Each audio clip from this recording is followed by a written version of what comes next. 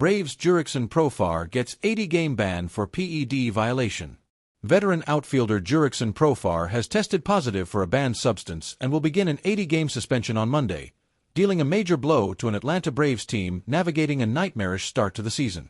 Profar tested positive for chorionic gonadotropin, a performance-enhancing drug, according to Major League Baseball.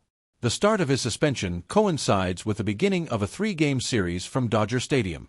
Profar will be eligible to return to the Braves on June 29, but, as part of MLB's joint drug prevention and treatment program, will be ineligible for the 2025 postseason as part of his suspension. According to the Cleveland Clinic, HCG is a hormone that helps in the production of testosterone. In a statement, the Braves said they were surprised and extremely disappointed, adding, "We fully support the program and are hopeful Jurickson will learn from this experience."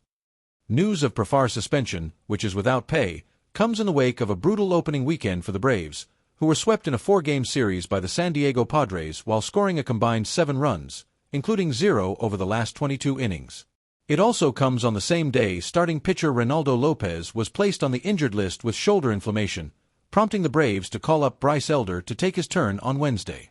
In a statement passed along by the MLB Players Association, Profar called Monday the most difficult day of my baseball career and said he was devastated by the news.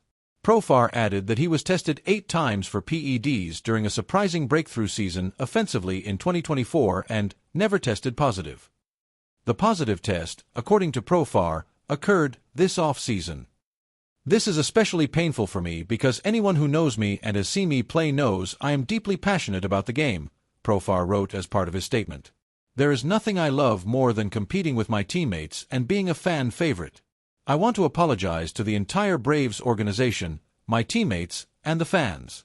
It is because of my deep love and respect for this game that I would never knowingly do anything to cheat it." The substance HCG is a hormone that helps in the production of testosterone, according to the Cleveland Clinic, as cited by the Associated Press. Earlier on Monday, the Braves acquired outfielder Stuart Fairchild from the Cincinnati Reds for cash considerations, adding him to the 40-man roster. Fairchild isn't expected to arrive in LA until Tuesday, which means the Braves will play their series opener against the Los Angeles Dodgers a player short. "It's obviously tough," Braves first baseman Matt Olson said of Profar. "It sucks, but, we gotta strap it up and win a ball game tonight. That's just kind of the mentality we have." Profar, 32, signed a $1 million contract with the Padres 2 off-seasons ago and made his first All-Star team in 2024, slashing .280/.380/.459 with 24 homers and 85 RBIs in 158 games. His adjusted OPS, of 134, was 25 points higher than his previous high in a full season. His hard hit rate of 44.4% was nearly 10 points higher than his previous single-season career best. Hopeful that those numbers might carry over, the Braves signed Profar to a 3-year, $42 million deal to make him their everyday left fielder this past January.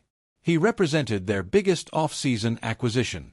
Barely 3 months later, they watched him get suspended for the same substance that cost Manny Ramirez 50 games in 2009. "I spoke to the guys and I spoke to Jurickson this afternoon also," Braves manager Brian Snitker said. "We hate it for him, our club and our team. But Major League Baseball has their program and we honor that. It's just going to afford an opportunity for somebody else for 80 days. Profar's absence will especially be felt with Ronald Acuna Jr. not expected back off the IL for at least another month. Jared Kelenic and Brian De La Cruz had been platooning in right field while Acuna goes through the final stages of rehabilitation from a torn ACL.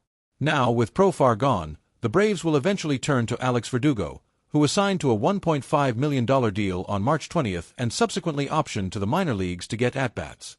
At least as problematic is the absence of Lopez, who made his first All-Star team after successfully transitioning from the bullpen to the rotation last year but didn't look like himself in his 2025 debut on Friday. Lopez's first pitch of the game, sent over the fence by Padres star Fernando Tatis Jr., was a fastball that came in at 92.7 miles per hour, roughly 3 ticks below his average. Lopez's velocity eventually returned, but he ultimately generated just 3 swings and misses in 5 innings. Lopez developed soreness during his between-starts bullpen session on Sunday and was scheduled for an MRI on Monday.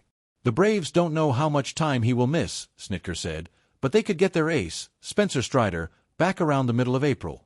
3 to 4 weeks after that, Acuna could return to the top of their lineup. Until then, the Braves will have to weather the storm. Asked about that challenge, Braves third baseman Austin Riley said, "We're just worried about this game. We'll worry about today, against the Dodgers."